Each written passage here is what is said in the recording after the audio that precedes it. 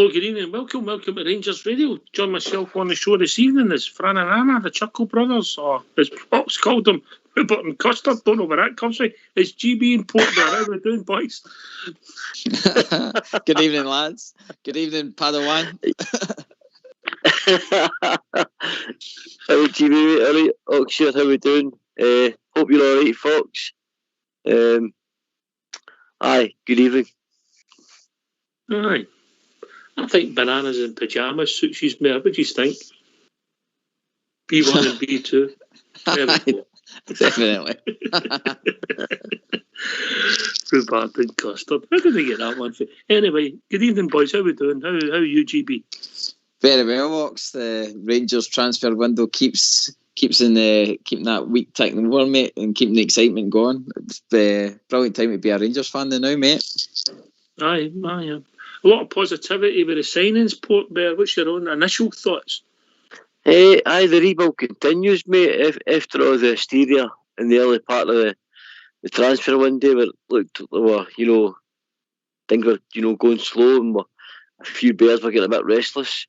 It seems to be our boss, Van Bronckhorst, is finally putting his own stamp and getting the players that he requires for his philosophy and his system, mate. That's what it looks like to me. I'm excited with some of the good talent that's been brought to the club. In particular, the boy from Turkey, Rıdvan Yılmaz. I'm really excited with this boy, mate.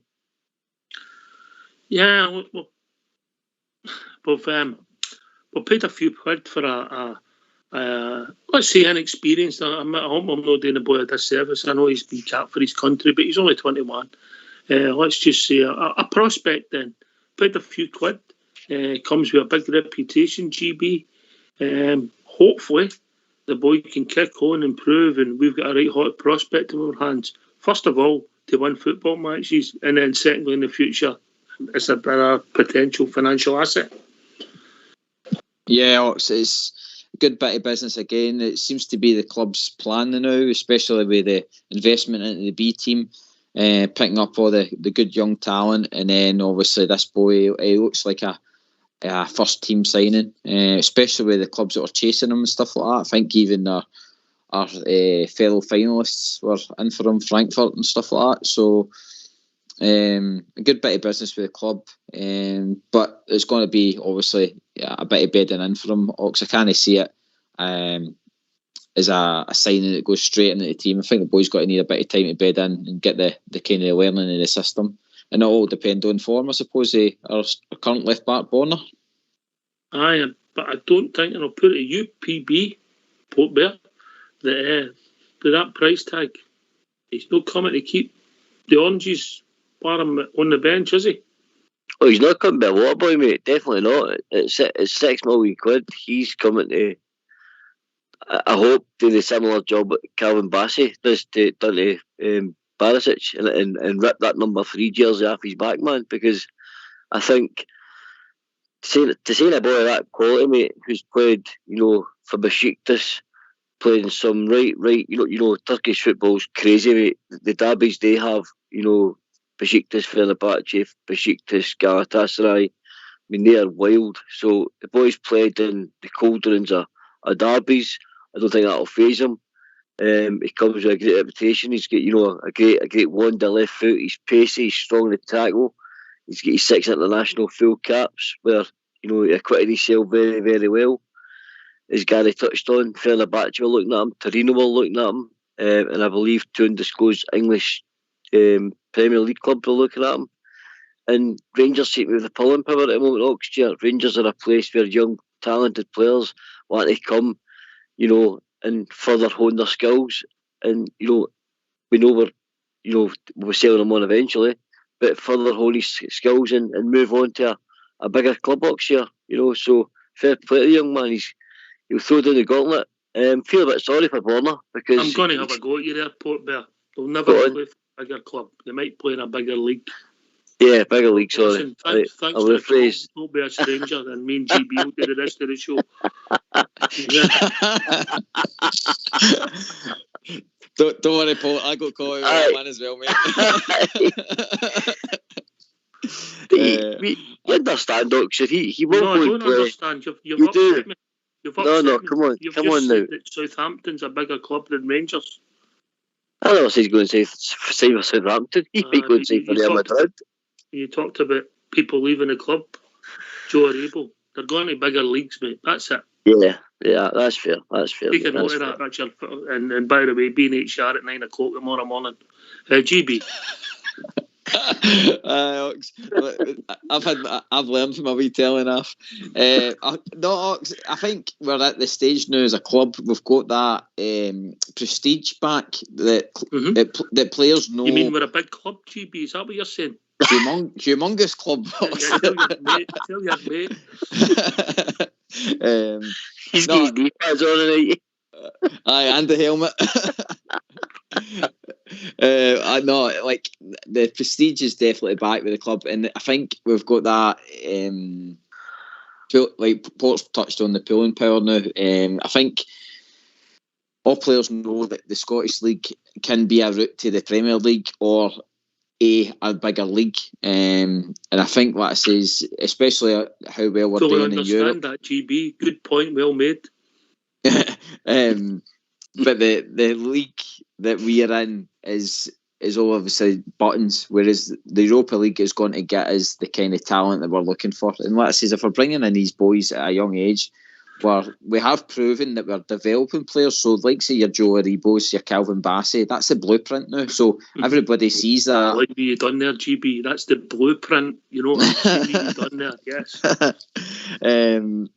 So we've set it up now for a kind of bring these young boys in and say, look, this is what we've done to these two players, and look where they are at now. So you never know. You might get the ones that want to stay forever, Ox. You never know.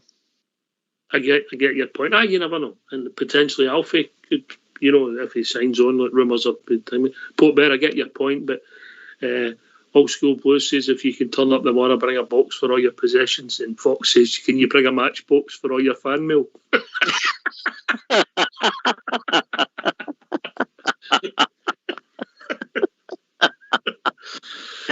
I'll bring my yellow pages as well, is that right? I get your point, mate. I do get your point, because I think everybody, look at Liverpool. They couldn't keep the boy Manny, in the Premiership. Yeah, so things have changed, and players come and go. And if you bring this boy in, and you move on for, say, similar to Bassey, if he's successful, that might be a year, it might be 5 years. We don't know, but we wish him all the best as long as he's in a Blues jersey. And if he's playing well, we don't want to sell him. The same as we didn't want to sell Joe or Calvin, but it's part of modern football. Portbear, yeah?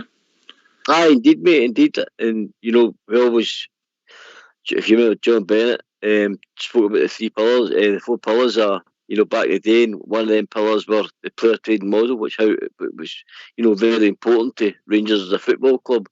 And, it seemed to be slowed in it. We were wondering when this player trading model was going to start. And then all of a sudden you see the development of, Joe Aribo, you see the development of Calvin Bassey.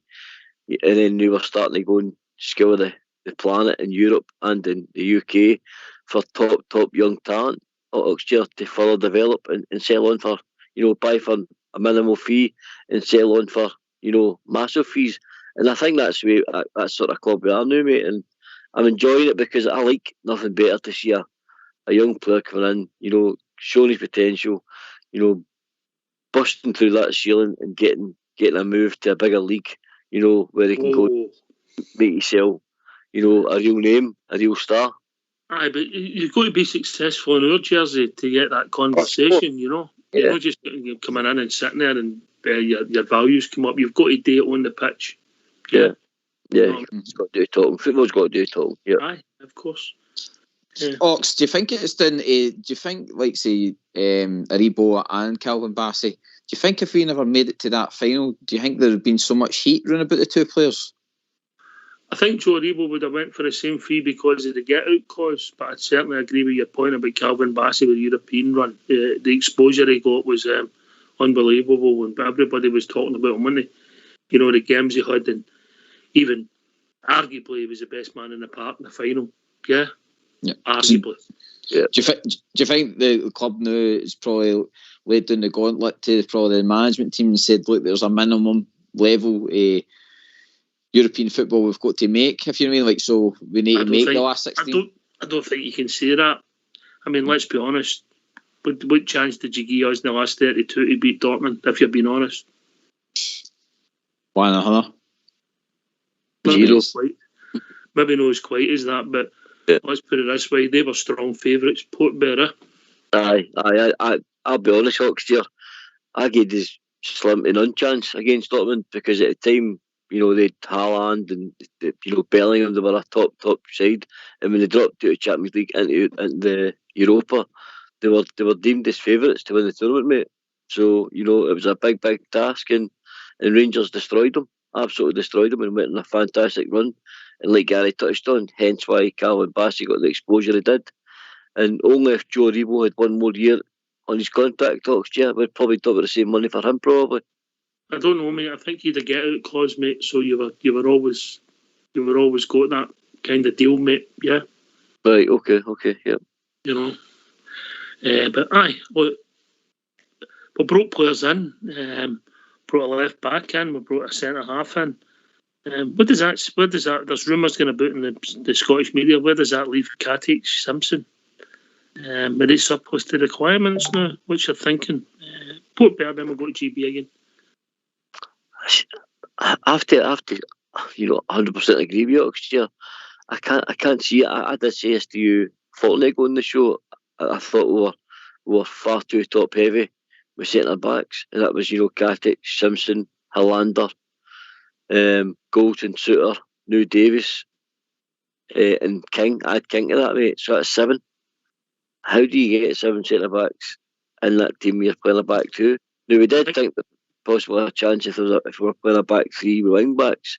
There's a possibility, Oxford. You know, you might retain maybe another 2 of them, but you still need rid of 2. But it's who you keep and who you let go. Mm-hmm. I think King, he's part of the first team squad, but not a first team player, if that makes sense, GB. But well, if the boys aren't going to be playing, you've got to be fair to them. But whether they'll move because they've got contracts. Got to sit tight, Ox, isn't it? Whether they're surplus to requirements or no, they know they've got a good thing. They've got good facilities to come into work every day, and you never know. Like you've said it 100 times before, that if it was a funny game, somebody gets injured and you get your chance and you're back in the team. But as Port said there, I mean, we've listed nearly 7 defenders there. You add Sands into that, that's 8. I mean, it's crazy numbers, and it's something that's definitely going to have to get looked at. Don't get me wrong, I think we've got to have a wee slight hand because of the amount of substitutions we'll be able to do in the games this season, and how many people will be allowed to sit on the bench. But even at that, the size of squad we've got, it's going to be hard to keep everybody happy. Okay, look, if we're playing a 4-4-2, Port there, what's your first choice centre halves if everybody's up to speed and fit? I'm going to go with just 3. You know, this is my back 4, Oxford. Tav. Stick to the question. Tav, Goldson, Davis, and Yilmaz. Davis, and you're saying that without seeing Davis at all? Yep. Just for the balance. Yep. Okay, because he's left footed and he gives you the balance, yeah? Of course, yep. Yep, I get it, understand it. I think at this moment in time, I think that would be most people's sort of paper pick, if that makes sense, GB. Yeah, again, it just depends how quickly Davis is going to settle in. Ox, big game this Saturday, and we're going to need a kind of settled team, I think, because Livingston are just not going to let us walk up there and grab the 3 points. They're going to make it tough.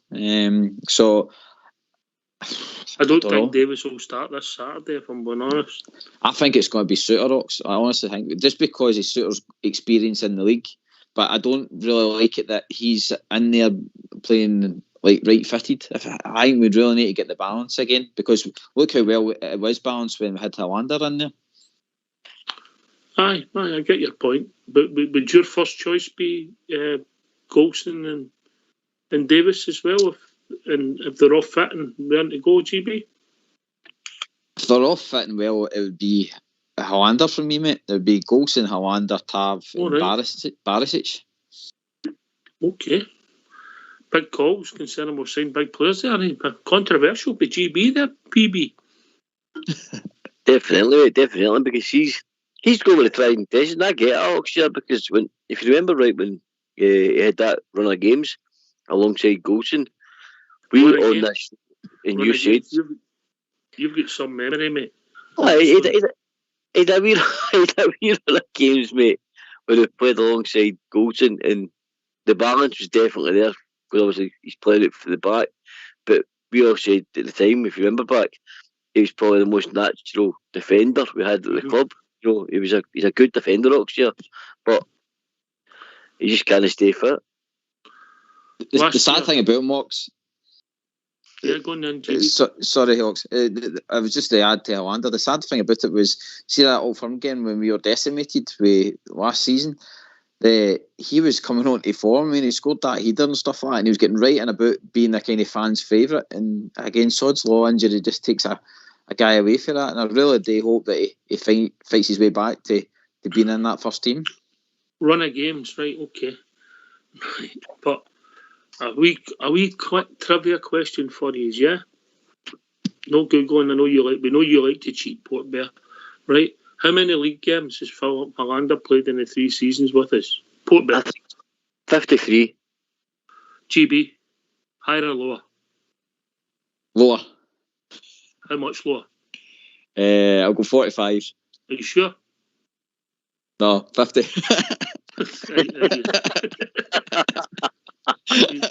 The twos are nowhere near it. 35 league games he started in 3 seasons. Why do we? Is it Europe that's flinging us then? He's only played 15 games in Europe. 6 and 3 last season. In total, in 3 seasons, he's made 59 appearances and 1 substitute appearances. Ah, wow. God, Goalscorer does that in a season himself, or half a season himself. I think the boys done that in April and May last year, didn't they? You know, but I get your point and agree about Big Hollander being a natural defender, and when he's there, the left-footed, he's brave, he gives you everything he's got. But they average your games anyway. Good point, but if it's all right with you, we'll get the phone lines open, we'll get people's points of view and see if people want to join us. Brilliant. I'd love to hear their thoughts tonight, mate, on especially the new signings, etc. here. Yeah, on the new signings. We'll go through them, yeah? Let's hear from you. Why don't you give us a call on 0141 356 1972. It's your show, it's your platform. Let's hear from you.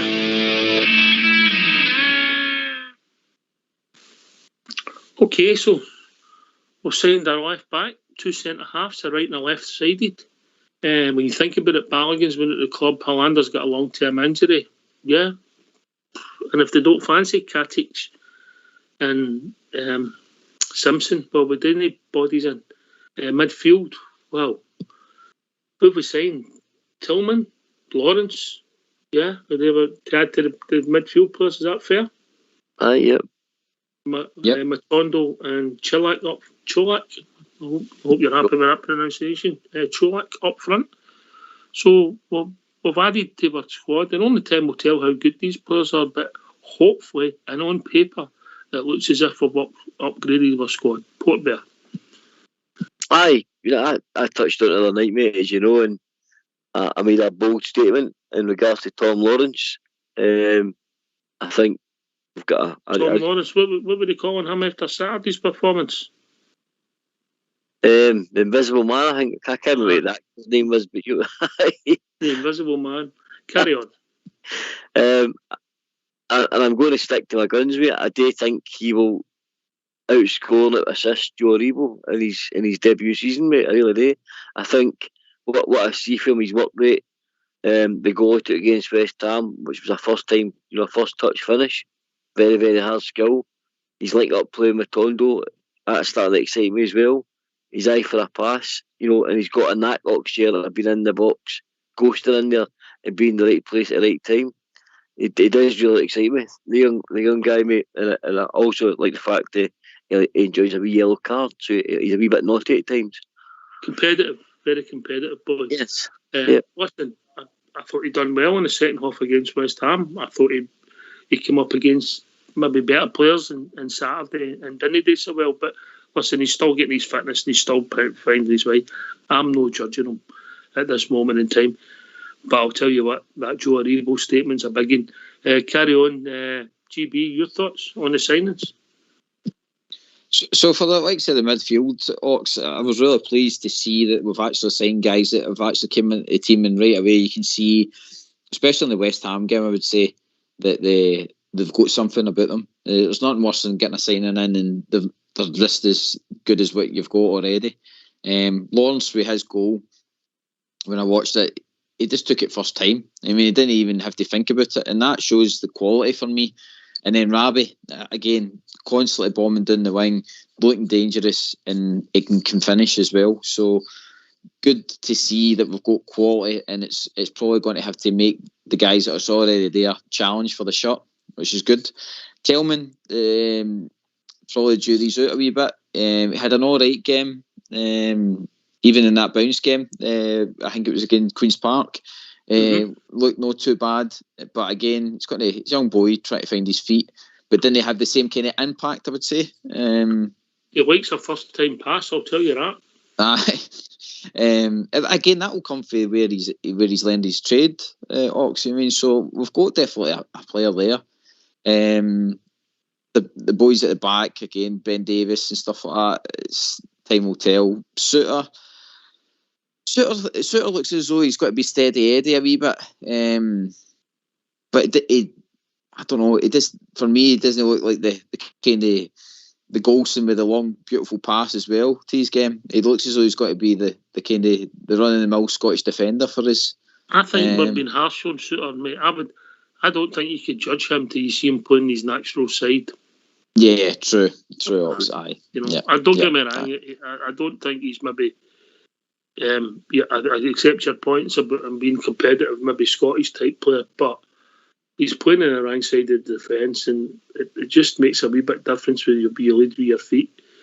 I know people say, they should be able to play anywhere, but what do you think it's worth, Port? 10% of your game, is that fair?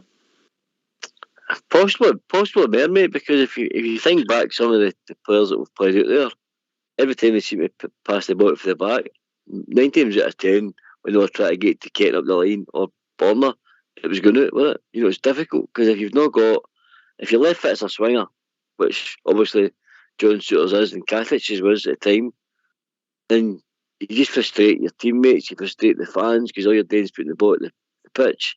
You know, and Conor Goulton, mate, you know, we all think he's our top defender. He would find it difficult, Oxford, on that left side, you know, to give Suter a wee shot on the right. But you're never going to get to see Suter's probably 100% potential, mate, like you're saying, unless he gets a crack at the right side of the defence, or they change to a back three, and Suter's maybe at the right, Goulton in the centre, and Davis at the left. That's the only time you ever get to see him, mate. Just Richie Hosler's just scored a goal to make it 2-0 for the boys. Great run. Weave through the defence and make it 2-0. The boy Lovely scored the first one, and then predicted he was going to make big things, and the boys got half injured after 16 minutes. There we go. Jinxton. Yeah. Poor guy. I'll take that back. It's 3-0. Bobby Fraser's just scored a stunning goal, free kick to make it 3-0 to the Colts. There we go. Carry on, GB. He's having a nightmare, isn't he? I know. He's definitely banging his bags at night, man. Ox, again, great to see the youth obviously scoring the goals and stuff like that and representing Rangers well. Back to the points of the signings, Ox, the good thing I think we found as well is the versatility of these signings. Rabi can play left and right, and maybe that's going to help push certain players who think they might be comfortable in the team with the likes of their form and stuff like that. And I'm not wanting to jump in the guy's back, but it's a big season for Kent for me. So hopefully the new signings will help push him on. And what I say is, a lot of people are saying Scotty Arfield was just got to be sitting on the bench all season. Might just light a fire in his belly to try and steal his shirt back. I believe that when Rabbi was talking to Gio, he says, I'll play anywhere you want because a man's a man for all that. That was wasted. Tumbleweed there, mate. Tumbleweed.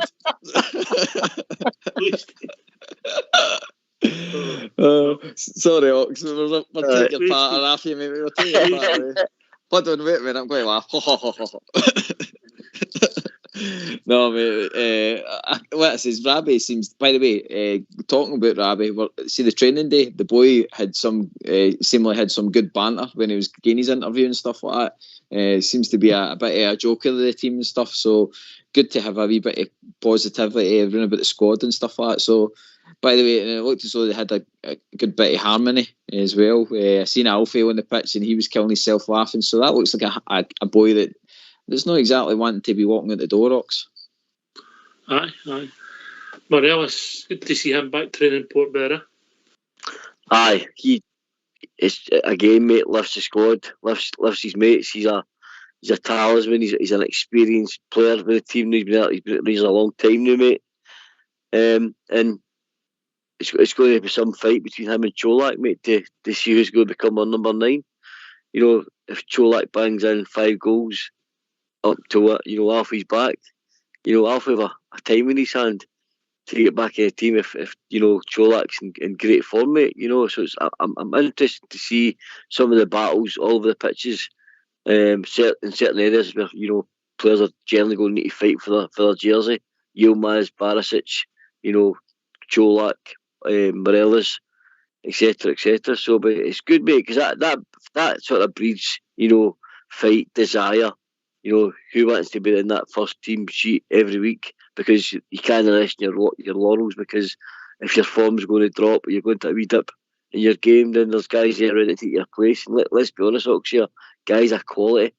The boys we brought in this time, me and Gary have spoken about this before, we've not brought in projects this time. We've brought in guys that, you know, been there, done it, you know, wore a t-shirt, experienced, ready to hit the ground running, and of better quality than we had last year.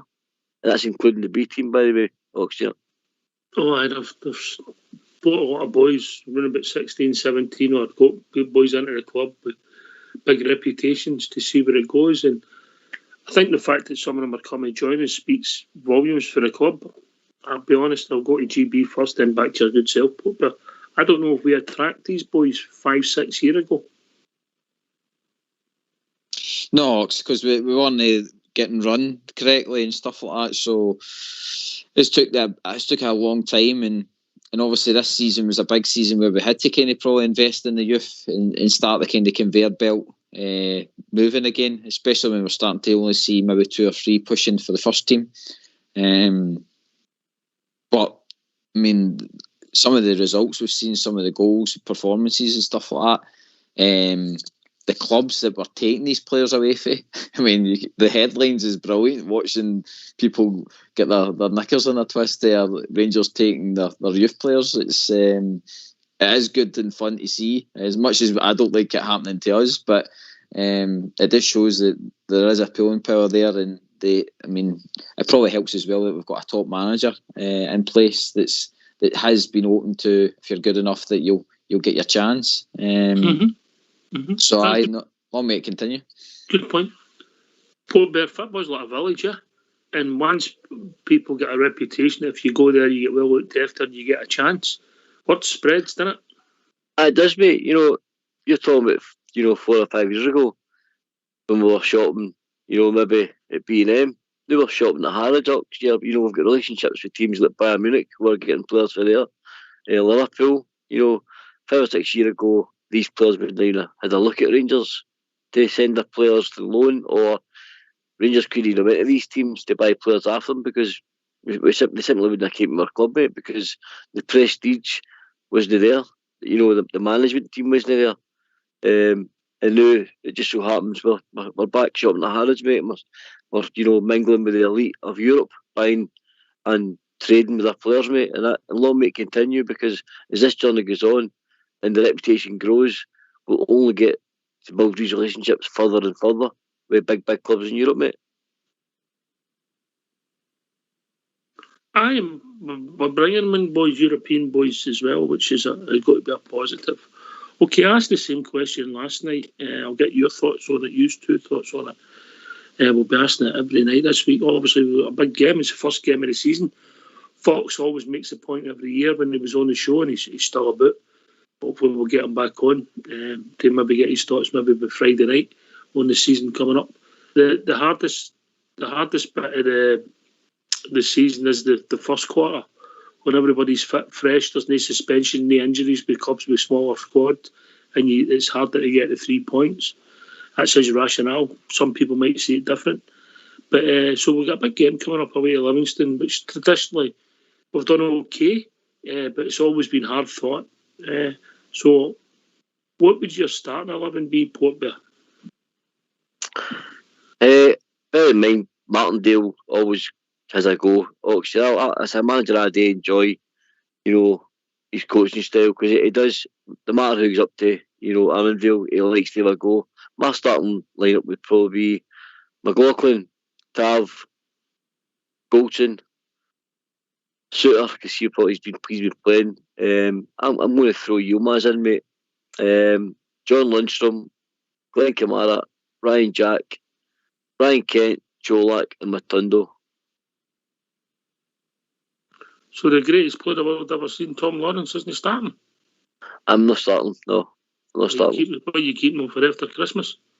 I'm keeping him for the second half, mate, after we get the first 4 goals in the first half. All right, okay. And you're putting the boy in at left back right away? I'm going to, yep. Oh, definitely next year. £6 million. Get him in. I don't think we've spent $6 million, but could go to that. GB, he's scribbling away there. Put that pencil away, GB. Carry on. in a panic, trying to remember who our first team is. And the new signings. I know. Right, so my first 11's got to be McGregor, Tav, Golson, Suter, Barisic,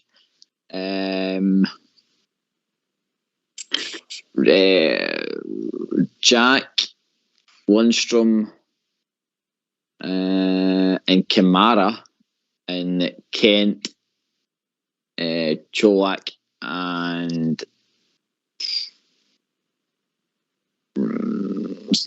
sadly Scott Wright, I think. Not that I want him to start, but I'd rather Rabi. Right, okay. I think, I don't know if the pitch will come into it, but I think the back four will be, I think John McLaughlin might start. I think if you look back, I think he started quite a few games on that surface. I think he might start. Might be wrong. And then Tav, obviously, Connor. And then because of the situation, I think Big John Suter will start. And then I don't think the Turkish boy will come in. I think Borna will keep it shut. The midfield, I think he'll play with Kamara and Lundstrom. And then it's open for debate whether Jack will play there. We keep Jack for Tuesday. So I'm going to give Portsmouth a start, Tom Lawrence. And then, as Southside said, will Scott Wright start at Rabi? On performances, I start Rabi. I would see the sense of starting Scott Wright, and then obviously Ryan Kent would start there. But Ryan Kent has to improve on his decision making. But anyway, everybody sees it slightly different. But it's good that we've got debate about different teams, which is pleasing, really. Port. Indeed, I definitely next year. Can I ask you two a question in regards to Scott Wright? Obviously, we've seen Matundo during pre-season, and I'm going to go back to the first half against West Ham, where, all right, I know it's a Premier League team, and Scott Wright's, Scott Wright. But the impact that Matundo had, and the difference in levels next year, and Gary, between Matundo and Scott Wright, I don't know that guy, and I don't want to be too harsh. He's miles off the levels that Matundo, Tom Lawrence, and some of these Cholak, some of these guys have come in. I think he's a good few rungs down the ladder next year, Gary. than the guys that we've brought in. See your boy Yilmaz, mate. How's he going to play in the weekend without a work permit? We'll try and rush it through for me. that fast track. GB, do your home. GB, as you well know, you've got to do your homework, can you? Aye, if you don't do your homework, you get shot down in flames in here. Right, okay. We need some brains on this show, apart from me. So let's hear from you. Why don't you give us a call on 0141 356 1972? It's your show, it's your platform. Let's hear from you.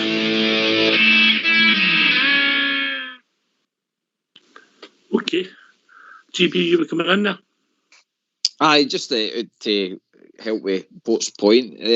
Scott Wright, like I said, I've got nothing against him. But the thing that Port's pointed out there is when Rabbi came on, you could just see the talent levels is totally on a different level. Now, that's up to Scott Wright now, obviously try and get to that level because there's a guy there now who chases shirt.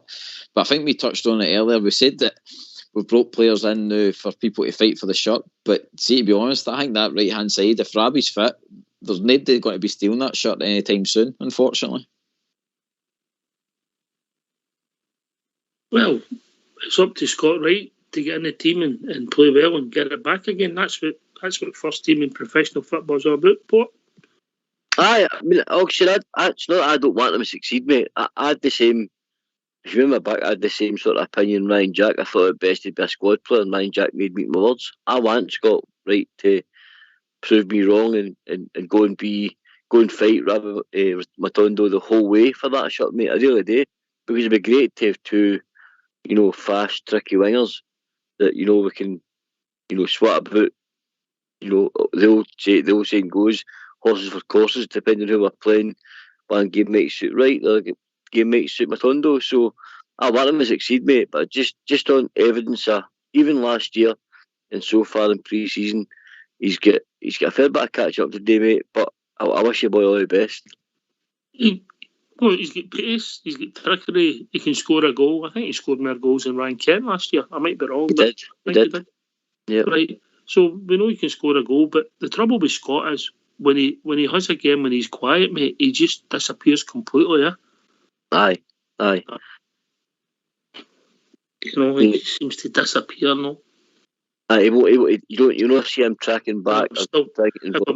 If I'm being honest, mate, if I'm being really honest, I've still not forgave him for not sticking that leg out when that boy went to cross that ball on that 18th of May. Anyway.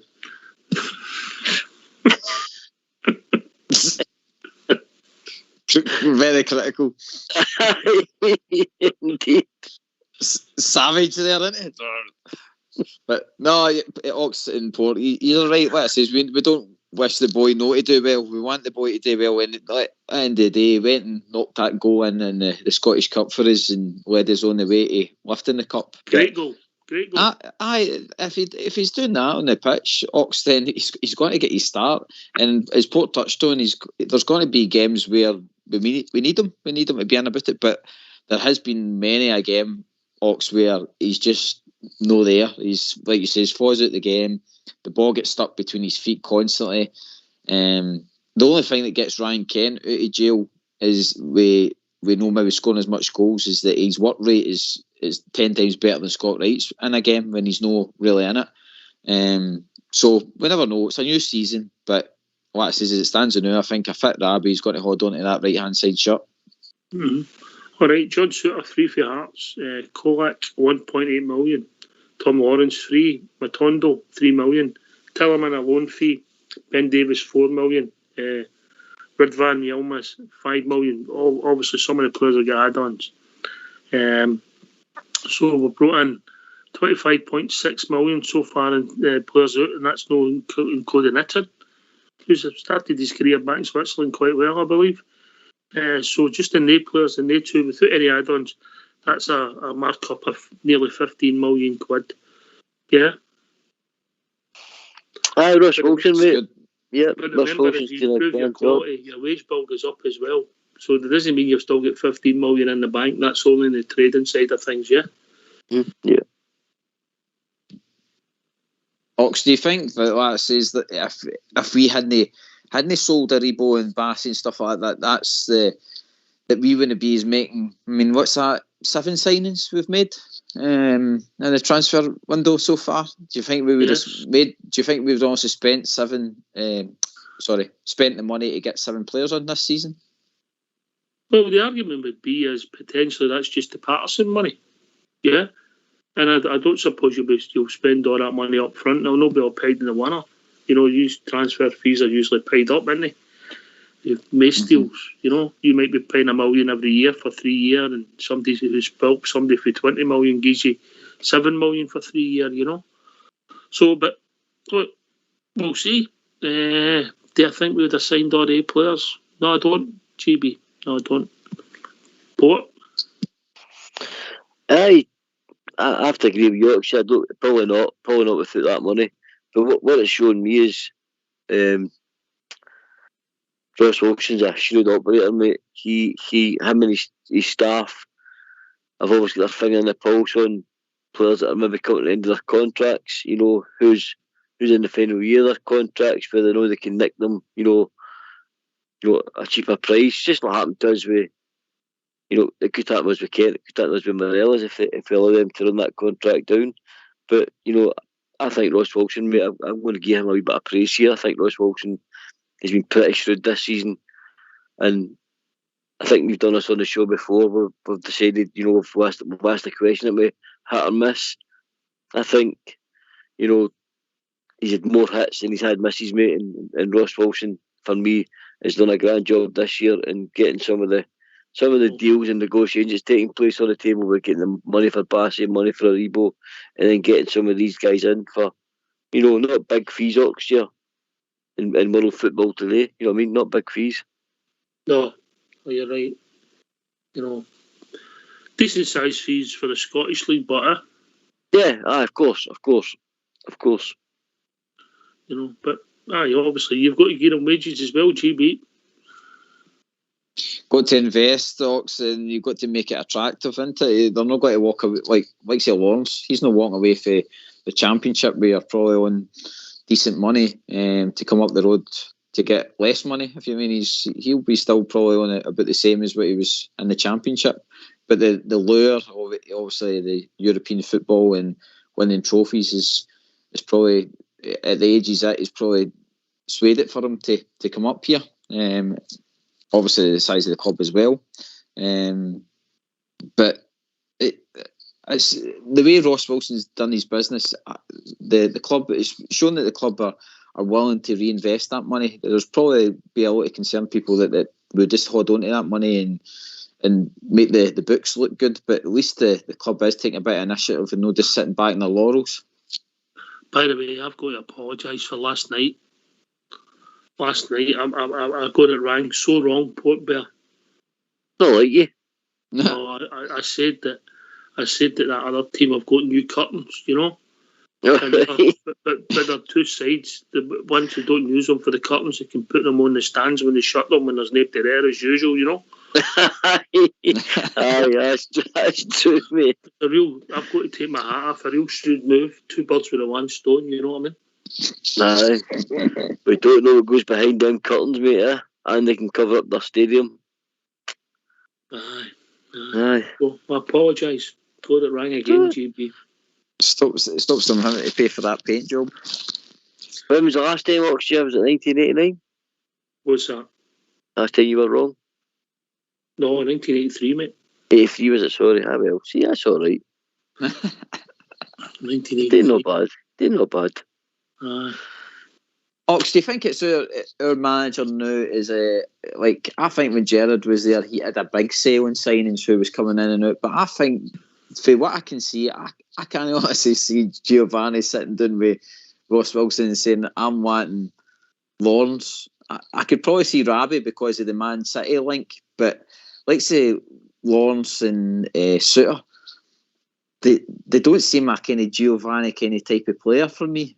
So do you think there's a kind of a balancing act going on? I think think what happens in modern football, mate, you have your budget and you have your players and you have 10 targets and you see what length of their contract is and you speak to their agents and see if they'd be interested in moving. And then Giovanni will say, right, I need a right winger. That's a point of our team, or a right midfielder, or whatever you want to call it. So, and then there'll be a list of people, and then Ross will sit down and say, right, these are the guys in our budget, these are the wages they'll get, these are the guys that we can get. And then Giovanni will say, yes, no, and then you go and try and get your 1, 2, 3, and then you take it from there, mate. I think it doesn't matter if you're Real Madrid, they do the same, but only at different names with different numbers, mate. Yeah, only because they play in a bigger league. I just hope that obviously he's had the chance to scout them himself and have a wee look at them and say, right, well, I definitely want to go with that player. It's just again, this doesn't seem to. I mean, when you look back to, I know that you mean what is the point you're making? Because there's no Dutchman in there. There is, that's mate. There's a point there as well with that. Yep. Mm-hmm. All right, okay. Port Bear. I spoke to you on the phone about Ox. I thought Dave Voss, I thought Roy Mackay, I spoke to you about this as well, Gary. Me and you both spoke about this, about the Braga game. We did think there'd be, some sort of Dutch influx or some sort. I mean, but we did speak about the Advocat era, about the clique it created. It created a lot of problems having all the Dutch players, but at least thought maybe there would be one or two they'd have up his sleeve that, he could have brought him. You said that, I think you said to me before, Gary, about the Ajax Academy where Dave Voss worked. You thought he'd have a couple of wee gems in there, didn't you? But it's just not materialised. I thought we would have readied them. I thought Ajax would have been the kind of, like, see what we've done with the B team. I thought we would have been in about there, just hoovering up the talent, but it's just not happened at all. I've not even touched that league at all yet. No, interesting. Look, I don't think you'd be alone in the thoughts, GB. I don't. Come on, give us a phone on 0141 356 1972. There's a phone-in show. Come on and ask Port Bear and GB their thoughts on the new season. Give us your thoughts. Give us your team. Give us, are you happy with the signings, or do you think we still should be going again? Phone us on 0141 356 1972. Phone in, then speak to the receptionist, and then we'll sort you out. Easy as that, Port Bear, isn't it? Easy, mate. What's on TV? Is there some sort of, is it soaps and that on? Is that what's happening? Is Alec, Kelly and Andy all watching all the Emmerdale family? No, I think the Totty for Lanzarote is away being the Totty in Lanzarote. Oh, right, is he? Oh, well. There's something going on. Where are you all got on here? Give your thoughts. Come on. He's a way to love it. Way to Love Island. He's got a text. Aye, Big Steve will be watching that tonight. He's a big fan. So fair, Doc. So fair. Where's Stevie? Aye, he'll never misses, mate. Love Island. Aye. Oof. Jeez, oh. That's as bad as that WhatsApp group, isn't it, Gary? Aye, I'm not saying anything, mate. Aye. Dear, oh dear. Imagine sitting watching that with your missus PB, you need to be real, Right under the thumb. Any comments, GB?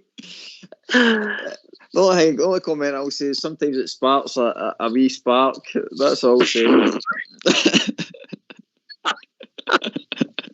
Remember what happened the last time you had a wee spark? True. Aye.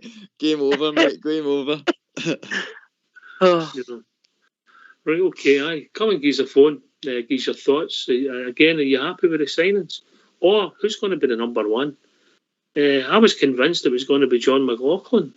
I thought John. And now you're like, is Alan McGregor going to do it again? GB.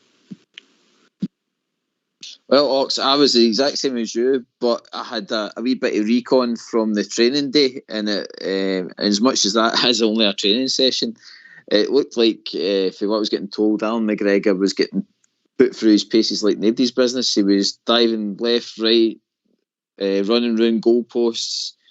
Didn't he look out of place? Looked as though he was that kind of way that he was getting ready for the start of the season.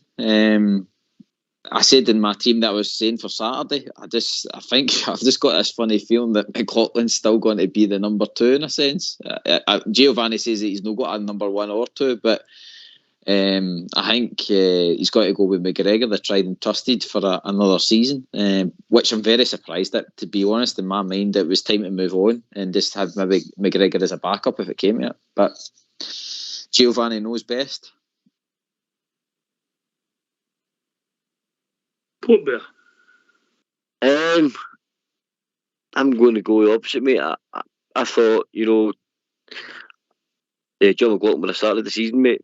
I still think when it comes to distribution and, acting, as I always call him, the sweeper keeper, I think he's great. He's great coming for the balls. But he's a better shot stopper than Alan McGregor. Alan McGregor probably beats him with a shot stop him. But I just think, after watching Alan McGregor against Tottenham, mate, and some of the outstanding saves he made against Tottenham, you're like, geez, this guy's 40 and he's still, he's agile as a cat. So going on that performance, mate, Gio's got some job in his hands to decide who's going to be number 1 next year. I'm going to put it to you two guys. I would like to sign a keeper. I remember we were linked with a boy for Schalke, we were linked with a boy Seagrist for Dundee United, and I would like to see another keeper coming in, or I'd like to see the boy McCrory, getting games. I think we do really need to start looking to the future in goalkeepers. I really do, before Alex a bad injury or McLaughlin's a bad injury and we're all left McCrory. What's your thoughts on that, boys? I think the best job in football is going, I think, Andy First, Swap seats. We swapped seats with me. It was at Blackpool. Swap seats with me and Southside. I think it's difficult, mate, to bring in a third choice goalkeeper, and the boy McCrory's still got potential. He must be getting itchy because he's starting to get a wee bit older. Do I think we needed a keeper as long as John and Alan are there and fit? No, I don't. Do I think we maybe need to look at a keeper in the next year? Yes, I do. Because I think obviously Alan can't go on forever, but he's made his eats with words so many times. But anyway, talking about people who make his eat with words, we'll go and John B. Robert. Evening, Robert. Evening, Ops. How you doing, pal? Good, mate. Good. How are you, mate? What's on your mind? I'm good, mate. Good. I was just listening to call. I was making a steak dinner. That's how I never phoned earlier. So apologies for the delay in your call. Wait a minute. Before we go any further, do you have a bit of sauce or gravy or anything? Red wine, peppercorn, anything in your steak? Class, mate. Class. You don't put Bisto or Oxo in your steak, do you, Robert? No. It's peppercorn sauce or nothing. Thank you, mate. Thank you. You want the right to reply, Port Bear? No comment.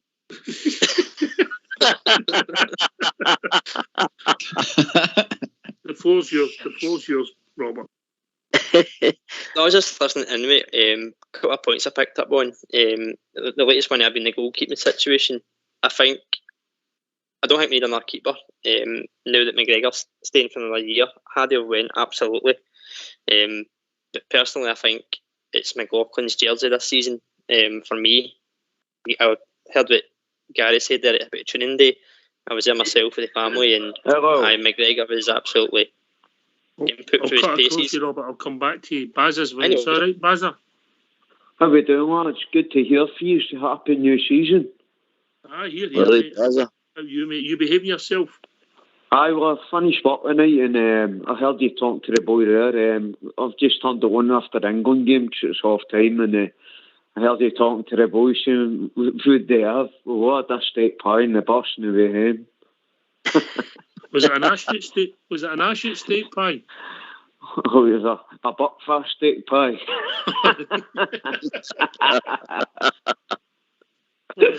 No, it wasn't. A couple of beers, that's what it was. All right, Bazza. All right, mate. What else is on your mind, mate? Well, basically, I've not really, I think he's just started back minute last night, so I've not really been tuned in there. And then, like, I just listen on YouTube and that now. I think I'm looking forward to the new season. I think the signings have been really good. Hopefully that wee Matondo's no injured for long. He looks shit hot. Yeah, really good, I mean. We'll let you have for that one, Bazza. I see what you've done there, that was good. Aye, I'm experienced enough. So, I mean, you know, but put it this way, if Matondo's down one wing and you've got Kent down the other wing, then they can't put 2 or 3 on Kent because they're going to need to put 2 on Matondo. So that's going to create problems, and then you've got Lawrence in the middle. I think they're going to... I was going to say another word there. I think they're going to look good this season. Aye, Port Bear. Aye, Buzzer. How you doing, mate? Aye, good Port, mate. Aye, good man. I think, you know, I discussed with Oxy earlier on the phone today, and that's one of the things that I think why Gio's looking for so many forward-thinking players, because a lot of times, Ryan Kent does get doubled up on, you know. Aye. And we do feel on this show Ryan Kent should be scoring, you know, trebled up at times. Aye, so sometimes he does, mate. Aye, but his assists and his goal scoring has to improve. But when he's getting doubled and when he's getting trebled up on, there should be space. But sometimes guaranteed. Yeah, sometimes I felt the team that we had and players we had didn't have the intelligence to go and find that space that was getting left by defenders going sitting on Kent. But with guys like Lawrence, Tillman, Matondo, these guys will find the space. And when Kent gets doubled up on, there'll be space to hurt them. These teams, and Matondo, Lawrence will run right, mate. Absolutely, I agree with that, mate. See, like, I mean, if you've got a guy like Matondo and Tav down one wing, right, and you've got Kent down the other wing, like, who you going to mark? Exactly. You know what I mean? Exactly. So that's why I think it's a good problem for teams to have. Well, a bad problem. A bad problem, good for us, bad for them. Aye. I want to play him with Saturday anyway, even if he is fit on that shit, on that bad pitch. I get your point. I don't think you're alone in that thinking, Bazza. Aye, because look at the injuries we've had, Jamie Murphy and all that down Kilmarnock. Was it Waghorn get done down there? No, I think Jamie Murphy was unlucky. I think he would have fitted into Stephen Gerrard's team at the start. Aye. I like Murphy, no. You know. It's great. Aye, boys, I just wanted to phone in just to give you a quick one. It's great to have you back. It's been a long summer, man, with no football and nothing. And I used to always log in on my phone and listen, but now I just do it on YouTube. Brilliant, mate. Good to hear from you as always. You look after yourself. Speak to you soon, Brad. I will do, and I'll be listening on all the time, boys. All right, Superb. No. Well, we've reached that time of the evening. Get yourself some mute, because we're going to have a tune.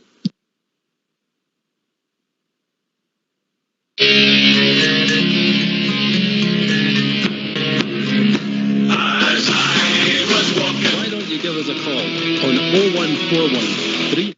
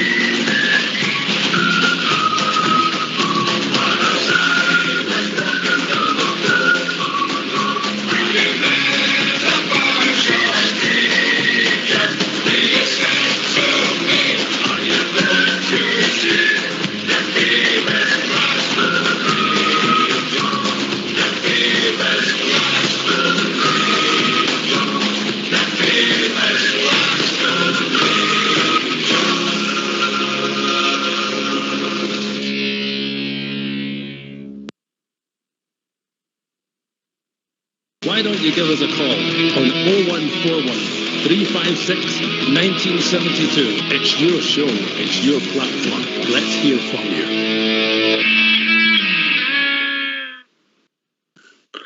Thanks for that, Lance. 2 tunes. Well, nearly 2 tunes. Are we all back? Yep. Right, Robert, the floor's yours, mate. Carry on. I was talking about the goalkeeping situation, mate. For me, McLaughlin is number 1 this season. It's no lie how we want to play football this season ahead. Obviously playing from the back, and if you look at it in terms of distribution, McLaughlin comes in top of McGregor for me.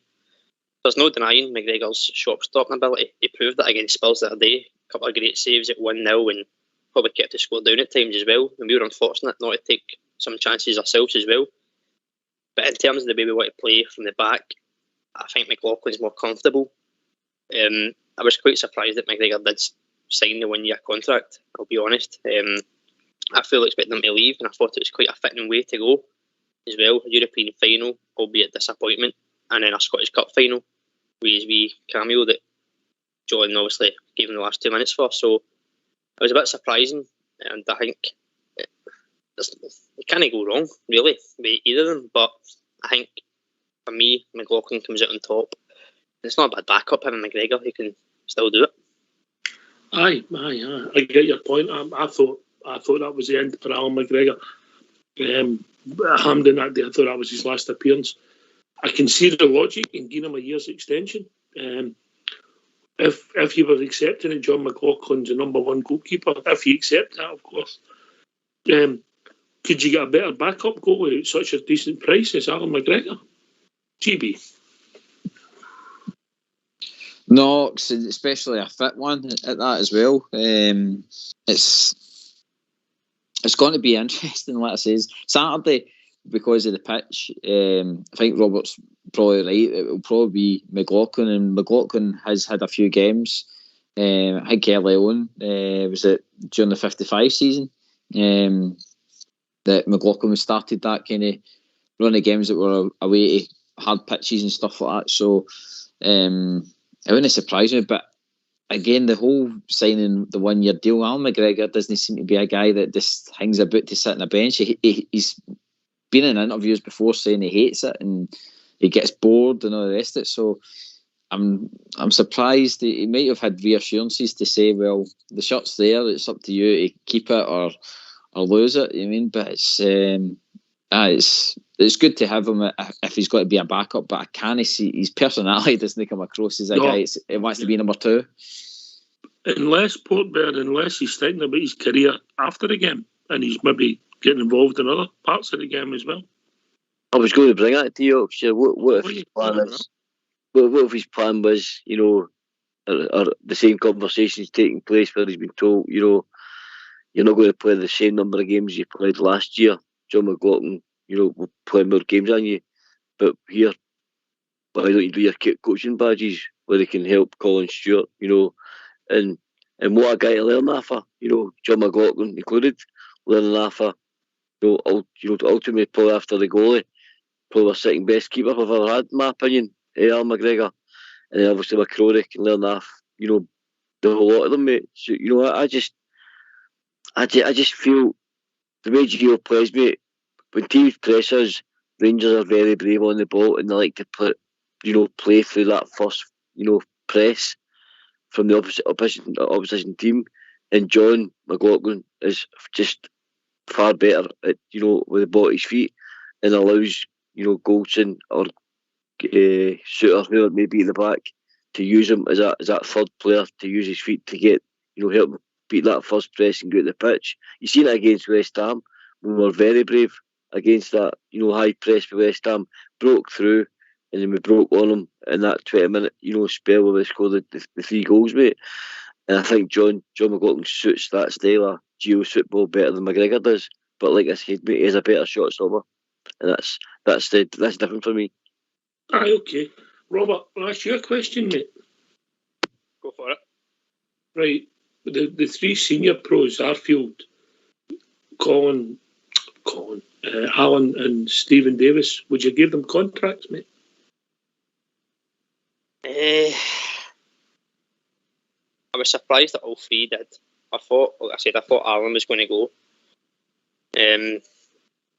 Davis, given the fact he still plays international, had he have gave up the international, I'd have took him on a 1 year. Absolutely. I'm not going to say that I don't want him, because he can still do it. He's a Rolls Royce. I just think it's possibly two jerseys that could be freed up elsewhere for younger players to come through.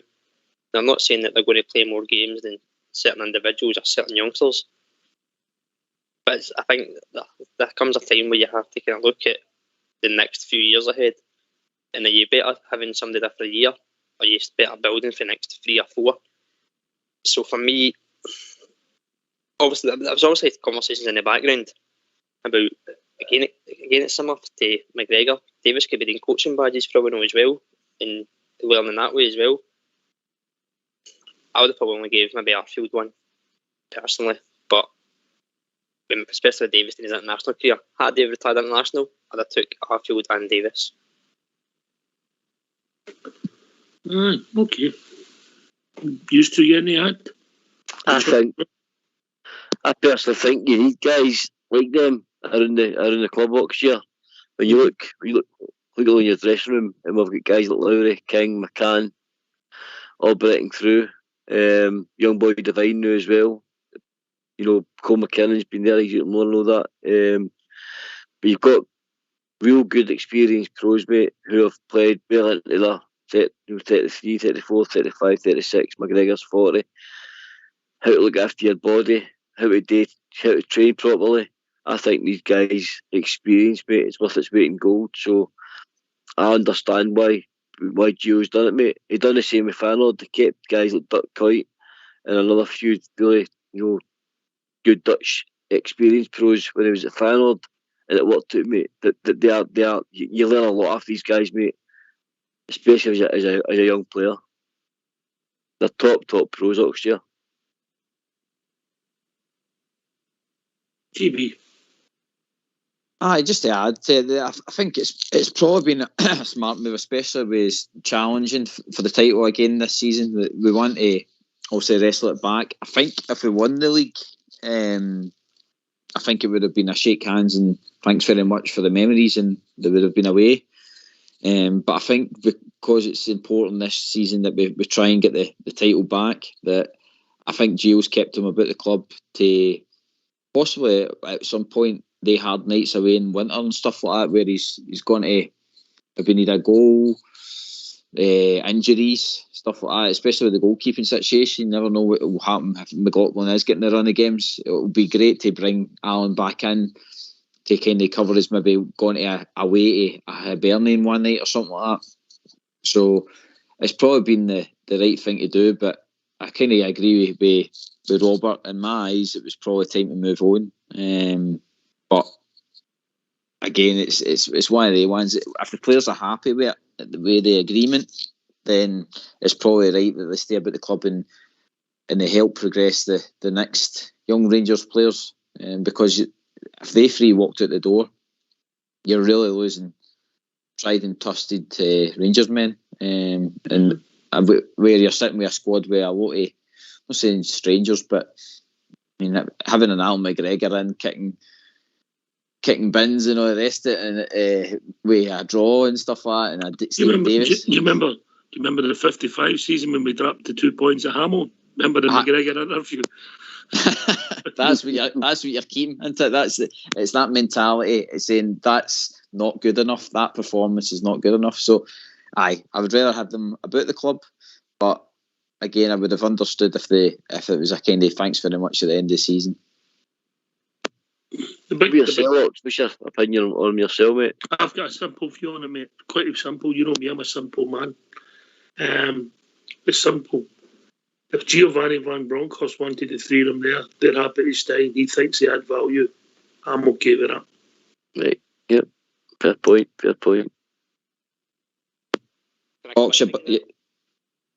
Yes, mate. Just similar to what we said about Alan, like reassurance and stuff. Do you think they know themselves, Davis and Arfield, that they're going to play similar or less amount of games this season than they did last season?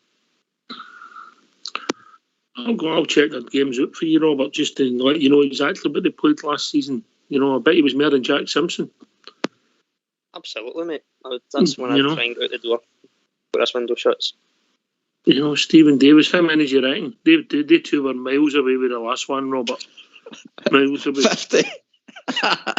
Yes, league appearances. Overall. Well, let me just get it. Last season, how many games do you think Stephen Davis was involved in? There you go. That's started and substitute appearances. All competitions? Yes, all competitions. He took part in 4 competitions. 25. Some shout. He's cheating, Port Bear. He's wrong. You go on. 19. Higher or lower? 19. You know nothing. GB. 30. No bad. He started 25 games, Robert, so he a point for that. That's what you meant. I realised that. And he was substituting 9. That's 34 games he was involved in last season. The season before, he was involved in 49 games. 42 starts and 7 substitute appearances, yeah. Wow. Yeah. That's incredible. Some numbers when you think on it. You probably don't, when you're sitting watching the game, you don't realise these mount up, but he obviously knows that his body's kind of against him as well sometimes, but I think with the boys we've brought in, I think he knows as well, and he's not the kind of guy to go, hold on a minute, I should be playing. Davis, to me, strikes as a guy that goes, well, for somebody younger, fitter, give him a chance and see how they shine, and he's reliable enough to be on the bench and come and do a job, like GB said. On a wet trip somewhere, or see it a 1-0 or a 2-0 somewhere, a tight ground at mid of December. Mm-hmm. Right, so we'll see where it goes. We're 4-1 to the boys now in the B team. Connor Young scored, made it 4-1. Aye, I get it, but I think they've got a role to play, and I'll stick to my original point. Port Bear, if Gio's happy, I'm happy. Aye, no, I totally agree with you, mate. As I said, I think these guys are worth their weight in gold around the dressing room. As I said, model pros, and if you're getting to play to the age these guys are getting to, then these guys are doing something wrong. So you wouldn't be doing the wrong thing. Get up to these guys training and saying, look, can I pick your brain? How can how to develop? How can I do this? How you prolonged your career? Even with Jermaine Defoe was there at Oxford, he the same sort of, he'd a wee influence on Alfie, if you remember right. I think he was a good influence around Alfredo Morelos when he was there. So I think these guys are worth their weight in gold to guys coming through the team, mate, definitely. Aye, I get it. Okay. And else on your mind, Robert? Just the overall transfer window, mate. I think it's been a very successful one so far. Obviously taking Gio's comment on board the other day, saying that once Yilmaz was in, that appears to be us done unless somebody leaves. I think we will see more outgoings now in terms of the kind of fringe players, your Middletons, your Simpsons, your Stephen Kellys. Probably get out as many as you can, whether it's permanent or loan deals. I think the squad's relatively big now. That's not a bad thing, obviously, competing in all the competitions we're in, but the quality is probably better now than the quantity that we need. So more outgoings for me. But overall, the ones we've brought in, I'm really looking forward to seeing them. I was at a game on Saturday against Spurs, and the training day yesterday. So a lot of young new faces, and they all look eager and determined to get started. And I was pleased for Cholak to get his goal on Saturday. I said that to one of my pals before. He needs a goal just to kind of give him a wee extra boost of confidence, and he's got it. And I think we'll see him kick on from now. And he's also going to be leading the line on Saturday against Livingston. And it's at the minute, obviously, he's the only fit striker. So for me, it's his jersey to lose. If Ehlers comes back into fitness, you've then got, for me, 2 good strikers, 2 different strikers as well. So spoiled for choice, a lot of fluidity and depth in the squad that we can adapt and change to any opposition or any game we can play. Which is the the training day, did you take? I know your kids are your kids young, yeah. Yeah, mate. I took the 4-year-old and the 2-year-old. Took the 4-year-old to the game on Saturday. It was her first game there, so. How did you find it, mate? Obviously, the weather wasn't too bad. How much did it cost you? Did it cost you sweeties, pies? No, just a McDonald's before the game. Other fast food retailers are available, but just the McDonald's at the start, mate. It wasn't too bad. She's quite easily pleased. Cheap she wasn't day. happy yesterday, right? You know, she was determined to get a signature or a picture with John Lundstrom. That's her favourite player, but it didn't stop. So she was a greeting mess. So it cost me a milkshake. So I was sending a letter to John Lundstrom. My heart bleeds. GB, just a McDonald's cheap date, that, eh? It is that. Usually it costs me a scarf and a soft play in amongst all that, I know. But no, it's great, Oxy. I mean, I know it was a majors thing and stuff like that, the training day, but it was a great thing to let the fans see, especially young fans, and to see the players kind of close up, because a lot of match days and stuff like that, I mean, it's a full crowd half the time and you can't get near the kind of front of the stands to get a good look at them. I even had that experience with going with my daughter to the ladies' game at Ibrox and stuff like that, and it was brilliant. Because it wasn't overly busy, you got a kind of, I wouldn't say a better atmosphere, but you got a better involvement in the game because you were so close to the players, and again, because it wasn't overly busy, the players were able to come over and talk to you after it. So the club are definitely ticking boxes in these areas, Ox, and it's good to get a wee bit of family feel about it, especially for like new bears coming through. I think you've got to work at new fans all the time. I think they're the future. You've always got to. It's no different for the team. Port Bear, you've got to get young fans interested. Of course, mate. They're the future. They're the future. We have to pass it on to our kids, and so on and so forth. Our kids have to pass it on to the grandmains, etc. So we just got to keep, as you always say, mate, put the shoulder to the wheel, keep filling that stadium, keep taking my sons and daughters to make sure that this club stays, where it should be, mate, and that's in the top of Scottish football, and keeping their throat on European football as well, because the meteoric climb we've had, mate, in the last 10 years, and then even further since Gerrard, and then even further again since your man Gio came in, our club's on a meteoric rise, mate, and I can't see it slowing down, mate. It's just seemed to get better and better and better, and it's excellent to hear, Robert taking his wee young kids.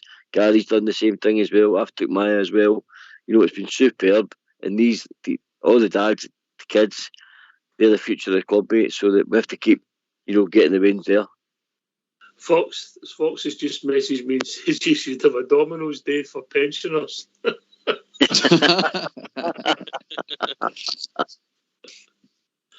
Oh dear. Ox, the transfer fees and stuff like that is going to be helping all these areas, like this Blue Sky Lounge that's getting done in the museum, which is one of the areas I'm really looking forward to. I think that's going to be an area where I'll actually use a lot, where I'll go in and get something to eat before the game and stuff like that, or even just a weekday to stroke them in, maybe getting a bite to eat and stuff like that. These facilities are... It might be opened about 9 at night when somebody's driving past trying to get somebody to sleep. True, mate. A wee coffee or something, but mate, it's facilities that the club are able to invest in because they are doing so well on the pitch, and long may it continue, because it's just going to pull in more revenue and keep us investing in these great players that we're buying now.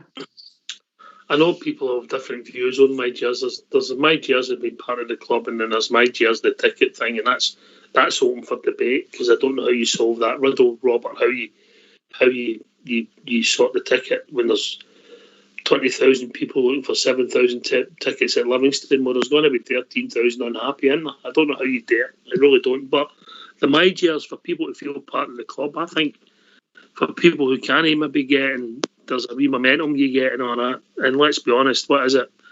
About 8 pence a week? You know what I mean? You'll use that on peppercorn sauce, Robert. Aye, maybe buy myself 2 sashes just to keep myself going. But no, I agree with you, mate.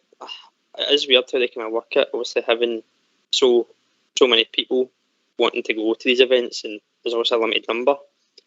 I remember maybe years ago, I was talking when I was way young, that I went to one of the training days, I'm sure, at Ibrox, and I remember it being close to it, if not a full stadium. I might be wrong, I might have got my days mixed up, that it was a game I was at. I can't really remember, I was only a wee win, but I'm sure it was a training day, and it was near enough a full stadium. Whether that's something to do in the future, I don't know. But like you say, there's loads of people that want to go and can't go, and like the use of my gels, it's obviously got some benefits to others than it does to some other people, financially, and different options and stuff available to them. But again, it's something else. How do you keep everybody happy? You heard it the other day, season tickets are sold out, but there's a 20,000 waiting list or something. So it's crazy how you're going to get all these people in. Aye, would you once we've finished the projects that we've done for the 150 years anniversary, would you seriously look at it, try to get maybe, I don't know how many thousand, 12,000 revenue, or would you think it'd be worth looking at, or do you keep the stadium full with what we've got? Any thoughts on it, GB? I would love us to expand the stadium, Hawks. I think there's scope to do it. You watch Barcelona; they've done it for years. They've been drilling for gold over the last so many years, and just keep adding to seats and stuff like that. So, hopefully, Ibrox has kind of got that structure they can do it, even if it is filling in the certain corners and stuff like that. You don't want to take away any heritage or anything like that, but that says where the TVs are, if they could get taken away and seats can get replaced in there, that would be fantastic, because we've got a fan base that demands it, or not so much demands it, wants it. You know what I mean? So it's all to help the club. And again, yeah, the way the season ticket money's been coming in, I think, what was it? It's been averaging about 30 million or something like that. Is that right? Am I maybe shooting too high? But I don't think you'll be too far away with that, mate. I'm trying to think 43,000. Obviously, you've got Bridge and Fox and that battalion, isn't they? They get in for nothing. Aye, and the ones that are up in the comfy seats, you know what I mean?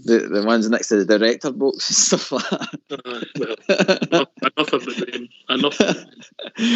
But I mean, you're talking, that's the standard 30 million. Imagine you add another 10,000 to that. You know what I mean? It all helps, Ox. All this my jers and stuff like that. It's got to be worth it. The outlay, I mean, you'd have to sit down and say, right, how much is it going to cost? When do we get our money back, Robert? You know, it's when do we go into profit with these extra seats, and is it worth it? You know, you've got to weigh all that up, haven't you? I totally agree with Gary, though. I think the next step would be expanding Ibrox. I'm going to pick up a point, though, that I think a lot of times we've seen the disabled fans have crying to... They improve that, mate. They improve it. Yeah, they improve it, and the sheltering is not great. Like you said the other day, like, the training day was a bit of rain, and everybody in the enclosures were moving back up to the back of the enclosure, and the disabled fans don't have that option. So for me, that's an area that needs addressed. Obviously, we're a club that's everybody and anybody, so we should be thinking about them before getting extra people in my opinion. But once we get... Do the same. If you do go down that way, and you're not going to sort that as a standalone, do two birds with a one stone. So it's a state of the art for the people who are disabled. Make it proper facility, cover, shelter, maybe even boxed in, so that the elements completely. Make sure there's proper lifts, proper access, proper toilet facilities for them. You know, it should be done, mate. If we can do it, yeah. Absolutely, mate. Like Gary said, there's plenty of scope for improvements at Ibrox. It's not the finished article by any means. I agree, taking away the TVs will give you an extra 1,000 seats and filling in the corners as much as you can. I know you can't really do much to the main stand, but there's plenty of scope that we can do. And I agree with yourself, mate. Like you said, the facilities need to be improved. And the problem is ways and means that we can box them in and give them the shelter and the accommodation and the facility they need, because they're paying the exact same as we are, mate. So they deserve the best, and they're not getting that for years. And if you can't date the snow, mate, and I don't mean this to be rude, some kind of perspex box where it wouldn't walk anybody's shoe. And at least the people, the boys and girls who have got the issues, would be out the elements. Because let's be honest, the majority of our season, the football's played and the conditions are bad, Robert. Absolutely, mate. Absolutely. It's basically a dugout, essentially, what you're looking for in the short term until you can afford it, like you say. So the ones that sit behind the dugout, they've got perspex in front of them. They're not going to sit and complain about that. So I don't see an issue with a perspex box. I don't think the disabled fans would argue with that either. It's better than what they're getting. So for them, it'd be a huge improvement. Aye, but it needs something that needs addressed. And stadium increasing the capacity, is that a goal for you, Port Bear? Is it something you thought about? 100%, mate. I'd seen somebody posted it on social media the other day. It was like Architect Strong's taking the stadium to a possible 77,000 or something like that. And it was showing you different ideas, different aspects, different drawings of it. And I think, I always say, you build it, you'll fill it, mate. I don't care if Rangers had a 100,000 seater stadium, they would fill it all next year. You know it, I know it, GB knows it, Robert knows it. I think that the waiting lists have always been there. I do think the bigger the stadium we had, mate, the more fans you'll get in and the more revenue you'll create. And we just touched on there in regards to disabled seating, etc. I just think in this sort of, 2022 next year, actually being done, I think that should be one of the priorities that was done. But listen, Rangers are investing a lot in the stadium. They're building a museum, and I know they'll get it right Yorkshire. They're getting a lot of things right in and off the field, and they'll get that right as well, mate. And I'm sure they'll have a cracking state-of-the-art place for the disabled fans, mate. No doubt about that at all. I hope so. Obviously, it's important that we treat people right, and obviously society's changed and we have to get it right. But I get it, you've got to prioritise, and it's got to be what the expansion would need to be. You'd have to do your sums financially, your outlay when you get your money back, and how you borrow money. Obviously, things are getting tighter for everybody at the moment, not just football clubs are going to feel the pinch eventually. Anyway, that's a whole different debate. I better watch, I might faint. Right, where are we? Right, okay. Last half hour of the show, let's hear from you. Why don't you give us a call on 0141 356 1972. It's your show, it's your platform. Let's hear from you. Okay, if you're listening on Facebook or YouTube, please like and subscribe. Rangers Radio's for not-for-profit, but it helps us keep in the forefront of the Rangers family if you like or subscribe. Thanks a lot. First time we've ever done that. Ask for that, Port Bear. I don't even know what that is. We don't need that. We don't ask for nothing, mate. We don't ask for nothing. But the platforms are important to us. Facebook, YouTube. We've got great listeners in there. Great members of your wee community, mate. So just hit the wee bell, subscribe, and join the family, mate. Yeah, I agree with you. Yeah. GB. Sounding like a proper presenter there, Ox, for social media. Social media expert there. Guru, Gary. Yeah, is that? I tell you, on this training he's doing, it's definitely coming to tuition. No, Ox, it's like I says, the Bears make the show. So like I says, every new caller, every new listener, just helps improve the debate that we're having. And again, it's all about the Rangers, mate. Aye, we want to hear from people, Robert. It's easy, innit? You had to phone in for your first time. It's no difficult, is it? Not at all, mate. No. That's I remember my first call. It was after a European game, and I'd obviously seen the show on Facebook, gave it a listen, and then realised that Port Bear was on it as well. So he obviously gave it the biggin, saying, better than Hugh Keevins, no summer. So I'd phone in, see how it is, and that's about 2 years now I've phoned in. So it's a good show, and like Ox and the guys have said, guys, if you're out there, you're listening, give us a phone in. There's no right or wrong opinions in this. It's all very open based, and nobody is right, wrong. It's good to hear from fellow Bears and the opinions and good debates every night. It might be better than Hugh Keevins, but I think Hugh Keevins knows more about Rangers than Port Bear, if I'm being honest. Robert. That's a different story. That's only if you did your homework, isn't it? Right. Depends the size of club you know. See that YouTube and that GB. You know me, I'm not very good at all that stuff. See that YouTube and RedTube that you sent me. Is that the same thing? Just better, mate. Just better. It's a better subscription. The Red. Right. Okay. No look to that. I don't know what you've done, but I'll have a look, mate. Keep digging, mate. It'll be good.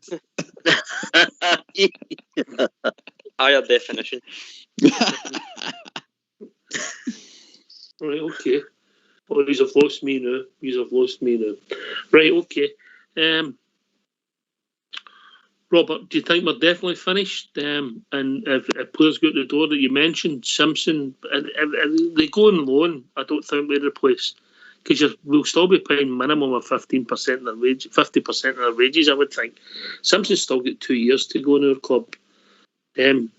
He's got the same thing that Glenn Middleton's got. He might get offered clubs, but he's not going to get offered the money he's earning at our club.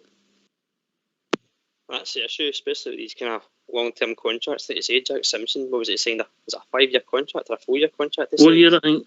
4 year. So it's obviously a risk when you're getting players' contracts, and you must know, like, from a scouting perspective, who you're going to get a floor to and who you're not going to get a floor to.